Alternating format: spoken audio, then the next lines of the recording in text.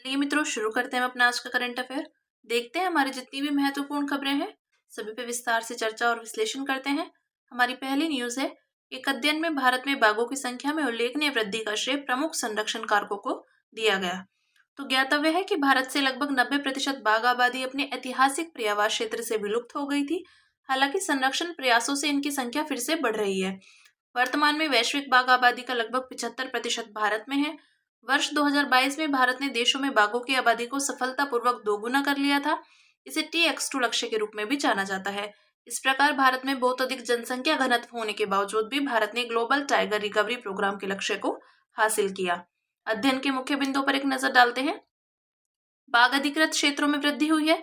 तो इसमें 2006 से 2018 तक 40,000 वर्ग किलोमीटर से अधिक के क्षेत्र के साथ लगभग 30% की वृद्धि हुई है। संरक्षित क्षेत्र, तो बाघ अधिकृत 85% क्षेत्र संरक्षित क्षेत्रों के अंतर्गत आते हैं। मानव बाघ सह अस्तित्व, तो बाघों के 45% पर्यावास क्षेत्रों में लगभग 60 मिलियन लोग रह रहे हैं। बाघों के संरक्षण की सफलता के लिए उत्तरदायी कारक जानते हैं। तो भूमि पृथक्करण और भूमि साझाकरण, ये दोनों ही संतुलित रणनीतियां हैं। भूमि पृथक्करण रणनीति के तहत संरक्षण उद्देश्यों से कुछ क्षेत्रों को मानव गतिविधि मुक्त रखा जाता है, जैसे टाइगर रिजर्व या अभ्यारण्य। वहीं कुछ बाघ टाइगर रिजर्व और अभ्यारण्य जैसे संरक्षित क्षेत्रों से बाहर निकलकर बहुउद्देशीय जंगलों और क्षेत्रों में पहुंच जाते हैं। इन जगहों पर बाघ और इंसान सह अस्तित्व में रहते हैं। इन्हें भूमि साझाकरण क्षेत्र कहा जाता है। सामाजिक राजनीतिक स्थिरता, तो इसने वन्यजीव संरक्षण को बढ़ावा दिया है, जिसका प्रमाण मानव वन्यजीव संघर्ष नियंत्रण के बाद टाइगर रिजर्व में बाघों की संख्या में वृद्धि है। उदाहरण के लिए नागार्जुन सागर, श्रीशैलम, अमराबाद और सिमिलीपाल टाइगर रिजर्व में बाघों की संख्या में वृद्धि देखी गई है। सामुदायिक दृष्टिकोण, तो केवल कम मानवीय घनत्व ही नहीं बल्कि बड़े मांसाहारियों के प्रति समुदाय की सहिष्णुता भी बाघों की संख्या में वृद्धि के कारक है। उदाहरण के लिए मध्य प्रदेश, महाराष्ट्र और कर्नाटक में बाघों की संख्या में वृद्धि हुई है। बाघों की संख्या में वृद्धि का महत्व, तो बाघ पारिस्थितिकी तंत्र में फ्लैगशिप एवं अम्ब्रेला प्रजाति है। इससे अन्य मेगाफोना और पारिस्थितिकी तंत्र को लाभ होता है। इससे कार्बन सिक्वेस्ट्रेशन और आक्रामक प्रजातियों के प्रति जैविक प्रतिरोध में लाभ मिलता है। ठीक है, देखते हैं भारत में बाघ संरक्षण के लिए किए गए प्रयास। तो प्रोजेक्ट टाइगर 1973 भारत में बाघों के स्वस्थानीय संरक्षण के लिए एक बुनियादी पहल। राष्ट्रीय बाघ संरक्षण प्राधिकरण, बाघों का संरक्षण और निगरानी संबंधी देखरेख करने वाली एक वैधानिक संस्था। एमस्ट्रिप्स, तो बाघों की निगरानी को बढ़ाने एवं डेटा संग्रह करने वाली एक डिजिटल प्रणाली। 4 वर्षीय सर्वेक्षण 2006 से, तो बाघों के वितरण और पर्यावास गुणवत्ता का आकलन करने वाले नियमित सर्वेक्षण। ठीक है, अब बात करते हैं वर्ल्ड गोल्ड काउंसिल की एक रिपोर्ट के अनुसार भारत का स्वर्ण निवेश 2024 में 60% बढ़कर 1.5 लाख करोड़ रुपए हो गया। तो रिपोर्ट में इस तथ्य को उजागर किया गया है कि भारत और चीन में बड़े निवेश ने यूरोप एवं संयुक्त राज्य अमेरिका में स्लो डाउन को दूर करने में मदद की है। रिपोर्ट के मुख्य बिंदुओं पर एक नजर डालते हैं। तो वैश्विक मांग 2023 तक के आंकड़ों के अनुसार इसमें 25% की वृद्धि हुई है, जबकि निवेश मांग में 29% की बढ़ोतरी हुई है। वैश्विक आपूर्ति, मुख्य रूप से खदानों से होने वाले उत्पादन एवं पुनर्चक्रण के कारण इसमें 1% की वृद्धि हुई है। 2025 के लिए आउटलुक, तो सेंट्रल बैंक्स और गोल्ड एक्सचेंज ट्रेडेड फंड्स मांग को बढ़ा सकते हैं। भारत RBI ने अपने विदेशी मुद्रा भंडार में 73 टन सोना भंडारित किया है। इससे सोने का हिस्सा रिकॉर्ड 11% तक बढ़ गया है। भारत में सोने की मांग में वृद्धि के लिए जिम्मेदार कारक, तो समृद्धि एवं सामाजिक रुतबे का प्रतीक। भारत में सोना अनुष्ठानों और परंपराओं का अभिन्न अंग है, जैसे हिंदू और जैन परंपराओं में इसे एक पवित्र धातु माना जाता है। निवेश और सुरक्षा, तो विशेषकर ग्रामीण क्षेत्रों में इसे पोर्टेबिलिटी में रखने के लिए दृष्टिकोण से महत्व दिया जाता है। शादियां, वार्षिक सोने की मांग का 50% हिस्सा विवाह संबंधी खरीदारी से आता है। स्वर्ण संसाधन की स्थिति, तो भारत 2022 के खान मंत्रालय के आंकड़ों के अनुसार स्वर्ण अयस्क यानी प्राथमिक के दृष्टिकोण से सबसे बड़े संसाधन बिहार में 44% में अवस्थित है। इसके बाद राजस्थान में 25%, कर्नाटक 21%, पश्चिम बंगाल और आंध्र प्रदेश 3% प्रत्येक तथा झारखंड 2% का स्थान है। वैश्विक में, तो स्वर्ण भंडार के प्रमुख धारकों में शामिल है संयुक्त राज्य अमेरिका, जर्मनी, इटली, फ्रांस, चीन, स्विट्जरलैंड, भारत और जापान। शीर्ष निर्यातक, तो वर्ल्ड इंटीग्रेटेड ट्रेड सॉल्यूशन 2023 के अनुसार जर्मनी, यूरोपीय संघ, स्विट्जरलैंड, संयुक्त राज्य अमेरिका और जापान। WGC के विषय में जानते हैं। तो इसे 1987 में विश्व की अग्रणी स्वर्ण खनन कंपनियों द्वारा स्थापित किया गया था। उद्देश्य है स्वर्ण को एक रणनीतिक परिसंपत्ति के रूप में बढ़ावा देना तथा एक जिम्मेदार, पारदर्शी और सुलभ स्वर्ण आपूर्ति श्रृंखला को आगे बढ़ाना। सदस्यता। इसकी 32 स्वर्ण खनन कंपनियां सदस्य हैं और ये 45 से अधिक देशों में परिचालनरत है। मुख्यालय है इसका लंदन में। ठीक है, अब बात करते हैं अगली न्यूज की, जो है ई नाम राष्ट्रीय कृषि बाजार प्लेटफॉर्म में 10 नवीन कृषिगत उत्पाद शामिल किए गए। तो इन 10 नए उत्पादों को शामिल करने के साथ ही ई नाम प्लेटफॉर्म पर उत्पादों की संख्या 231 तक पहुंच गई है। इन नए उत्पादों में चने का आटा है, सूखी तुलसी की पत्तियां, ड्रैगन फ्रूट आदि शामिल है। इस निर्णय से किसान उत्पादक संगठनों को मूल्य वर्धित उत्पादों जैसे हींग, भुने हुए चने का आटा आदि के विपणन में भी मदद मिलेगी। ई नाम के विषय में जानते हैं तो ई नाम एक Akhil Bharatiya electronic trading portal है जो मौजूदा एपीएमसी मंडियों को आपस में जोड़ता है, साथ ही कृषि उत्पादों के लिए एकीकृत राष्ट्रीय बाजार का निर्माण करता है। इसे 2016 में लॉन्च किया गया था। कृषि एवं किसान कल्याण मंत्रालय के अंतर्गत लघु कृषक कृषि व्यापार संघ इसकी कार्यान्वयन एजेंसी है। यह कोई समानांतर विपणन प्लेटफॉर्म नहीं है, बल्कि यह मौजूदा एपीएमसी मंडियों की भौतिक अवसंरचनाओं का उपयोग करता है। कृषि उपज बाजार समितियां, तो कृषि उपज बाजार विनियमन अधिनियम 1963 के तहत बनाए गए राज्य एपीएमसी अधिनियमों द्वारा शासित होती है। ये अलग अलग राज्यों में अलग अलग होती है। एपीएमसी मंडियों को ई नाम के साथ एकीकृत करने के लिए संबंधित राज्य को एपीएमसी अधिनियम में अग्रलिखित 3 सुधार करने होते हैं। ये है सिंगल ट्रेडिंग लाइसेंस, बाजार शुल्क का एकल बिंदु पर संग्रहण तथा मूल्य निर्धारण तरीके के रूप में ई नीलामी या ई ट्रेडिंग। इसके लाभ तो बाजार तक पहुंच में सुधार, यह क्रेताओं और विक्रेताओं के बीच सूचना संबंधी असंतुलन को दूर करता है। रियल टाइम में मूल्य खोज, तो यह वास्तविक मांग और आपूर्ति के आधार पर होता है। पारदर्शिता, तो उपज की गुणवत्ता के आधार पर नीलामी प्रक्रिया और समय पर ऑनलाइन भुगतान। ठीक है, इसी के साथ देखते हैं इसमें कृषि क्षेत्र में अन्य डिजिटल मार्केटिंग। पहले मैनेज नवाचार और कृषि उद्यमिता केंद्र या कृषि संबंधी स्टार्टअप्स को डिजिटल मार्केटिंग प्रशिक्षण प्रदान करता है। कृषि विपणन के लिए एकीकृत योजना एगमार्कनेट, यह कृषि विपणन अवसंरचना के लिए G2C ई गवर्नेंस पोर्टल है। कृषि के लिए डिजिटल पब्लिक इंफ्रास्ट्रक्चर DPI, यह कृषि के लिए बाजार संबंधी जानकारी प्रदान करता है। और ITC ई चौपाल, यह किसान और उपभोक्ता के मध्य प्रत्यक्ष संपर्क को सुगम बनाता है। ठीक है, अब बात करेंगे पश्चिमी विक्षोभ के कारण उत्तर भारत में तापमान में गिरावट। तो पश्चिमी विक्षोभ निम्न दाब वाली गैर मानसूनी प्रणालियां हैं। ये मध्य अक्षांशीय क्षेत्रों में उत्पन्न होते हैं और भारत में शीतकालीन वर्षा करते हैं। इसे स्थानीय रूप से महावात कहा जाता है। इनके लिए विक्षोभ शब्द का प्रयोग इसलिए किया जाता है क्योंकि निम्न दाब प्रणालियां जैसे वाताग्र, अवताप और चक्रवात के भीतर की पवन अस्थिर होती है। पश्चिमी विक्षोभ के विषय में जानते हैं थोड़ा। तो इसकी उत्पत्ति की बात करें तो पश्चिमी विक्षोभ भूमध्य सागर क्षेत्र में विपरीत विशेषताओं वाली वायु राशियों के बीच परस्पर क्रिया के कारण बनता है। निर्माण प्रक्रिया, तो यूक्रेन पर मौजूद उच्च दाब क्षेत्र के चलते ठंडी ध्रुवीय पवनें गर्म क्षेत्रों में प्रवेश करती है। इससे अस्थिरता उत्पन्न होती है और चक्रवाती तूफान के लिए आदर्श दशाएं बन जाती हैं तथा पश्चिमी विक्षोभ का निर्माण होता है। उपोष्ण कटिबंधीय पश्चिमी जेट, तो पश्चिमी विक्षोभ मध्य अक्षांश यानी 20 डिग्री अक्षांश से ऊपर पर उपोष्ण कटिबंधीय पश्चिमी जेट के साथ पूर्व दिशा की ओर आगे बढ़ते हैं। उपोष्ण कटिबंधीय पश्चिमी जेट ये ऊपरी वायुमंडल में 20 डिग्री और 40 डिग्री अक्षांश के बीच पश्चिम से पूर्व की ओर चलने वाली अत्यंत तीव्र विशाल पवन धारा यानी जेट स्ट्रीम है। आर्द्रता के स्रोत, तो ये प्रणालियां भारत में पहुंचने से पहले अपने मार्ग में पश्चिम एशिया, ईरान, अफगानिस्तान और पाकिस्तान से गुजरते हुए कैस्पियन सागर जो कि उत्तर तथा फारस की खाड़ी दक्षिण से अतिरिक्त आर्द्रता ग्रहण कर लेती है। हिमालय अवरोध, तो हिमालय तक पहुंचने पर विक्षोभ अवरुद्ध हो जाते हैं। इससे मैदानी इलाकों में वर्षा यानी पर्वतीय वर्षा और पश्चिमी हिमालय में बर्फबारी होती है। ठीक है, देखते हैं एक बार पश्चिमी विक्षोभ के लाभ। तो सूखे का शमन, ये मानसून पूर्व यानी मई जून में जल की कमी को दूर करने में मदद करते हैं। फसल हेतु लाभकारी, ये रबी फसलों को आवश्यक आर्द्रता प्रदान करते हैं। शीतकाल में वर्षा, तो ये शीतकाल में वार्षिक वर्षा में लगभग 5 से 10% का योगदान करते हैं। ग्लेशियर पुनः पूर्ति, इनसे हिमालय हिमनदीय क्षेत्रों में बर्फबारी होती है। इससे ग्लेशियर का अस्तित्व बना रहता है और नदियों में जल प्रवाह बना रहता है। ठीक है, ये बात की हमने पश्चिमी विक्षोभ के लाभ के संबंध में। बात करते हैं संयुक्त राज्य अमेरिका के राष्ट्रपति ने अंतर्राष्ट्रीय आपराधिक न्यायालय पर प्रतिबंध लगाने वाले एक कार्यकारी आदेश पर हस्ताक्षर किए। तो यह आदेश उन व्यक्तियों और उनके परिवारों पर वित्तीय एवं वीजा संबंधी प्रतिबंध लगाता है जो अमेरिकी नागरिकों या उसके इजराइल जैसे सहयोगियों की ICC जांच में सहायता करते हैं। जानते हैं अंतर्राष्ट्रीय आपराधिक न्यायालय ICC के विषय में। तो इसका मुख्यालय नीदरलैंड के हेग में स्थित है। यह विश्व का पहला स्थायी अंतर्राष्ट्रीय आपराधिक न्यायालय है। इसे रोम संविधि के माध्यम से स्थापित किया गया है। रोम संविधि को 1998 में अपनाया गया था तथा यह 2002 में प्रभावी हुई थी। ICC द्वारा निपटाए जाने वाले अपराधों के प्रकार, तो नरसंहार, युद्ध अपराध, मानवता के खिलाफ अपराध और आक्रामकता के अपराध। सदस्यता, तो इसके 125 देश सदस्य हैं। भारत, इजराइल, संयुक्त राज्य अमेरिका, रूस और चीन रोम संविधि के पक्षकार नहीं है। हालिया सदस्य हैं मलेशिया 2019 तथा यूक्रेन 2025। प्रबंधन, असेंबली ऑफ स्टेट्स पार्टीज न्यायालय का प्रबंधन, निगरानी और विधायी निकाय है।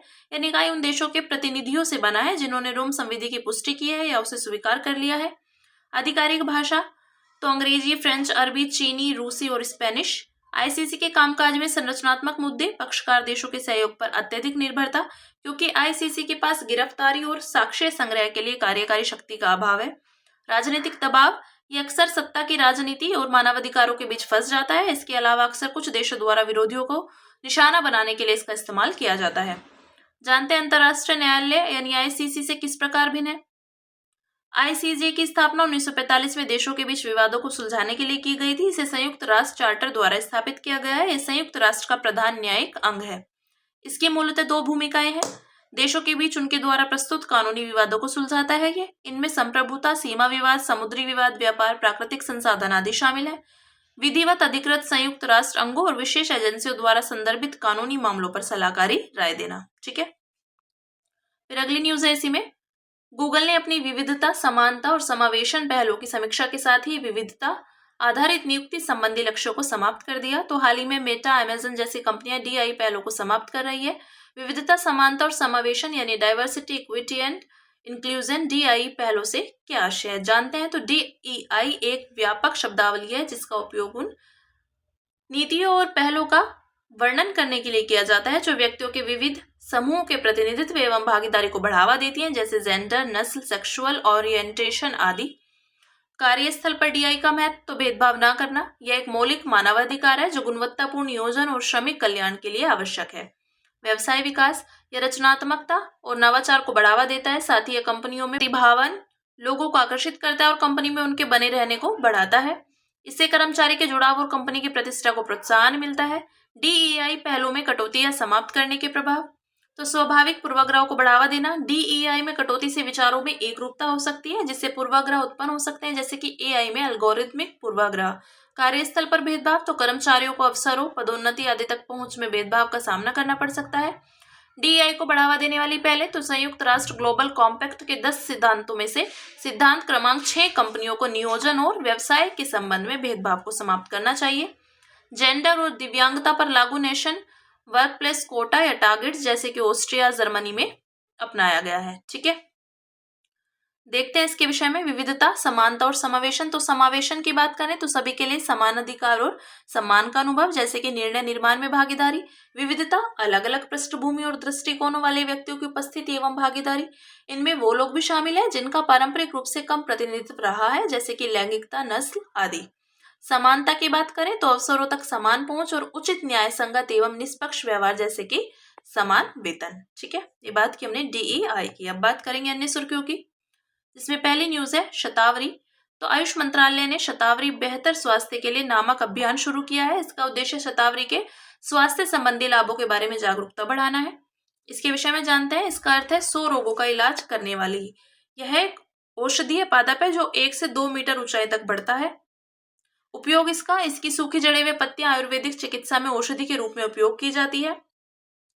प्रियावास, उष्णकटिबंधीय जलवायु और कम ऊंचाई वाले छायादार स्थान। यह एशिया, ऑस्ट्रेलिया और अफ्रीका में पाया जाता है। स्वास्थ्य संबंधी लाभ इससे, तो महिला जनन स्वास्थ्य में सुधार करता है, हार्मोनल संतुलन बनाए रखने में सहायक, अल्सर को ठीक करने में मदद करता है, ऊर्जा व दीर्घायु को बढ़ावा देता है, रोग प्रतिरोधक क्षमता को मजबूत करता है, तंत्रिका संबंधी विकारों के उपचार में लाभदायक है। ठीक है, नेक्स्ट है क्वीपू सुपर स्ट्रक्चर। तो खगोलविदों ने ब्रह्मांड में सबसे बड़ी ज्ञात संरचना स्ट्रक्चर की पहचान की है। इसे क्वीपू नाम दिया गया है। इसके विषय में जानते हैं। सुपर स्ट्रक्चर का द्रव्यमान 200 क्वाड्रिलियन और द्रव्यमान के बराबर है तथा इसका विस्तार 1.3 बिलियन प्रकाश वर्ष से अधिक है। यह आकाशगंगा क्लस्टरों और सुपर क्लस्टरों के समूह वाली अत्यंत विशाल संरचना या स्ट्रक्चर होते हैं। इनके प्रभाव जानते हैं सुपर स्ट्रक्चर के। तो cosmic microwave background, super structure CBM में उतार चढ़ाव उत्पन्न कर सकते हैं। सीबीएम वस्तुतः बिग बैंग परिघटना की बची हुई विकिरण है। हबल कांस्टेंट, तो सुपर स्ट्रक्चर ब्रह्मांड के विस्तार दर की सटीक माप में गड़बड़ी उत्पन्न करती है। ग्रेविटेशनल लेंसिंग के कारण आकाश की छवियां विकृत हो जाती हैं। ग्रेविटेशनल लेंसिंग एक परिघटना है, इसके अंतर्गत अधिक दूर से चमकने वाले प्रकाश को उसके स्रोत और प्रेक्षक के बीच आने वाले किसी पिंड के गुरुत्वाकर्षण द्वारा मोड़ दिया जाता है। पिंड का गुरुत्वाकर्षण अपने आसपास के स्पेस टाइम में इतनी विकृतता उत्पन्न करता है कि उससे प्रकाश अपने पथ से विचलित हो जाता है। ठीक है, अब बात करते हैं क्रस्टेशियन की। तो ब्रायोस्पिल्स भाराटिक्स वंश की एक नई वाटर फली प्रजाति यानी क्रस्टेशियन पाई गई है। इसके विषय में जानते हैं। ये अधिकतर जलीय ऑर्थोपोड्स होते हैं। इनमें श्वसन के लिए गलफड़े होते हैं। उदाहरण के लिए केकड़े, श्रिम्प, लॉबस्टर, क्रेफिश, वुडलाइस आदि। शरीर के भाग इनमें सिर, वक्ष और उदर शामिल है। पर्यावास मुख्यतः जलीय, कुछ अर्धस्थलीय और स्थलीय प्रजातियां। पारिस्थितिक भूमिका, ये समुद्री खाद्य श्रृंखला में महत्वपूर्ण भूमिका निभाते हैं। फाइटोप्लैंक्टन से लेकर मछलियों और व्हेल तक पोषण पहुंचाते हैं, साथ ही पोषक तत्वों के पुनर्चक्रण में भी मदद करते हैं। उदाहरण के लिए डायटम, क्रस्टेशियन, हेरिंग्स। ठीक है, ये बात की क्रस्टेशियन की। अब बात करेंगे Pinaka multiple rocket launch system की। तो रक्षा मंत्रालय ने पिनाका MRLS के लिए गोला बारूद खरीदे हेतु 10,147 करोड़ रुपए के अनुबंध पर हस्ताक्षर किए। पिनाका MRLS के विषय में जानते हैं। तो विकासकर्ता रक्षा अनुसंधान एवं विकास संगठन। प्रकार पिनाका एक मल्टी बैरल रॉकेट लॉन्चर है। यह 44 सेकंड में 12 रॉकेट दाग सकता है। क्षमता, आर्टिलरी की कार्यवाही के लिए विस्तारित दूरी तक सटीक हमले की सुविधा प्रदान करता है। रेंज, इसके पिनाका M के सेकंड रॉकेट की रेंज 60 किलोमीटर है। महत्व, आर्टिलरी रॉकेट रेजिमेंट्स का आधुनिकीकरण करने में, लंबी दूरी तक हमला करने की क्षमता विकसित करने में और युद्ध क्षेत्र प्रभावशीलता में वृद्धि करने में। निर्यात, भारत ने पहली बार आर्मेनिया को पिनाका रॉकेट बेचे हैं। ठीक है, फिर नेक्स्ट है अटाकामा मरुस्थल। तो प्रकाश प्रदूषण के चलते अटाकामा मरुस्थल में स्थापित विश्व के सबसे बड़े टेलीस्कोप के समक्ष समस्या उत्पन्न हो गई है। इसके विषय में जानते हैं। यह उत्तरी चिली यानी दक्षिण अमेरिका में स्थित है। यह मरुस्थल एंडीज पर्वत और प्रशांत महासागर के मध्य अवस्थित है। विशेषताएं, इसमें साल्ट पेन्स, एलुवियल फेंस, टीले और ज्वालामुखी शंकु आदि शामिल है। जलवायु एवं पर्यावरण, तो यह पृथ्वी पर सबसे शुष्क स्थानों में से एक है। शुष्कता का कारण, प्रशांत तट से बहने वाली हम्बोल्ट धारा, यह एक ठंडी समुद्री धारा है। महत्व, आसमान साफ होने के कारण यह खगोलीय पर्यवेक्षणों के लिए काफी उपयोगी है। ठीक है, नेक्स्ट है संयुक्त राष्ट्र मानवाधिकार परिषद। तो संयुक्त राज्य अमेरिका के बाद इजराइल भी संयुक्त राष्ट्र मानवाधिकार परिषद से हट गया। इजराइल ने इसका कारण उसके खिलाफ पूर्वाग्रह बताया। संयुक्त राष्ट्र मानवाधिकार परिषद के विषय में जानते हैं। मानवाधिकार पर चर्चा के लिए संयुक्त राष्ट्र का अंतर सरकारी निकाय है। मुख्यालय इसका जिनेवा यानी स्विट्जरलैंड में स्थित है। प्रमुख कार्य, मानवाधिकारों के प्रति सार्वभौमिक सम्मान को बढ़ावा देना और उल्लंघन होने पर समाधान करना। इसका गठन 2006 में मानवाधिकार आयोग 1946 से 2006 की जगह पर किया गया था। संरचना, तो इसके 47 सदस्य हैं। इसके सदस्य संयुक्त राष्ट्र महासभा द्वारा 3 वर्ष के कार्यकाल के लिए चुने जाते हैं। इसकी सदस्यता सीटों के समान भौगोलिक वितरण पर आधारित होती है। भौगोलिक प्रतिनिधित्व की अवधारणा संतुलित वितरण सुनिश्चित करती है। सार्वभौमिक आवधिक समीक्षा रिपोर्ट, तो इसमें सभी संयुक्त राष्ट्र सदस्य देशों के मानवाधिकार रिकॉर्ड का आकलन किया जाता है। ठीक है, फिर है शिशुधानी जीव। तो इन वीटो फर्टिलाइजेशन तकनीक का उपयोग करके सफलतापूर्वक पहला कंगारू भ्रूण तैयार किया गया है। इसे शिशुधानी प्रजातियों की रक्षा करने में मदद मिलने की उम्मीद है। इसके विषय में जानते हैं। यह स्तनधारी जीवों का एक समूह है। इसमें 330 से अधिक प्रजातियां शामिल हैं। उदाहरण कोआला, बैंडिकूट, वॉम्बैट, वालबी, पॉस्म आदि। इन्हें महाद्वीपीय विस्थापन सिद्धांत का महत्वपूर्ण साक्ष्य माना जाता है। पहले ये उत्तरी अमेरिका में रहते थे और फिर महाद्वीपीय विस्थापन के कारण दक्षिण अमेरिका, अंटार्कटिका और ऑस्ट्रेलिया में फैल गए। इनके शरीर में एक थैली होती है यानी पाउच। इसमें अपूर्ण विकसित बच्चे को पोषण और सुरक्षा मिलती है क्योंकि इनका गर्भनाल अल्पकालिक होता है। सभी शिशुधानी प्रणालियों में थैलियां नहीं होती हैं। वितरण, लगभग 2/3 ऑस्ट्रेलिया में पाए जाते हैं जबकि 1/3 दक्षिण अमेरिका में पाए जाते हैं। फिर नेक्स्ट है लानीना। तो लानीना की परिघटना के बावजूद भी 2025 का जनवरी महीना अब तक का सबसे गर्म जनवरी महीना रहा है। इसके विषय में जानते हैं। लानीना एक जलवायु संबंधी परिघटना है। इसमें अल नीनो की विपरीत दशाएं होती हैं। लानीना में उष्णकटिबंधीय प्रशांत में व्यापारिक पवनें बहुत प्रचंड हो जाती हैं। इसके परिणाम स्वरूप मध्य और पूर्वी प्रशांत महासागर में ठंडे जल का सामान्य से अधिक संचय हो जाता है। भारतीय जलवायु पर लानीना के प्रभाव, तो पूरे भारत में दक्षिण पश्चिम मानसून के दौरान सामान्य से अधिक वर्षा होती है। सर्दियों के दौरान तापमान सामान्य से कम हो जाता है। ठीक है, सुर्खियों में रहा स्थल देखते हैं अपना, जो है ग्रीस, राजधानी एथेंस। तो हाल ही में ग्रीस के सेंटोरिनी द्वीप पर भूकंप की कई घटनाएं दर्ज की गई। भौगोलिक अवस्थिति जानते हैं। तो ये बाल्कन प्रायद्वीप का सबसे दक्षिणी देश है।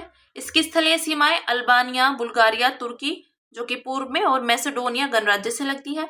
इसके पूर्व में एजियन सागर, दक्षिण में भूमध्य सागर और पश्चिम में आयोनियन सागर अवस्थित है।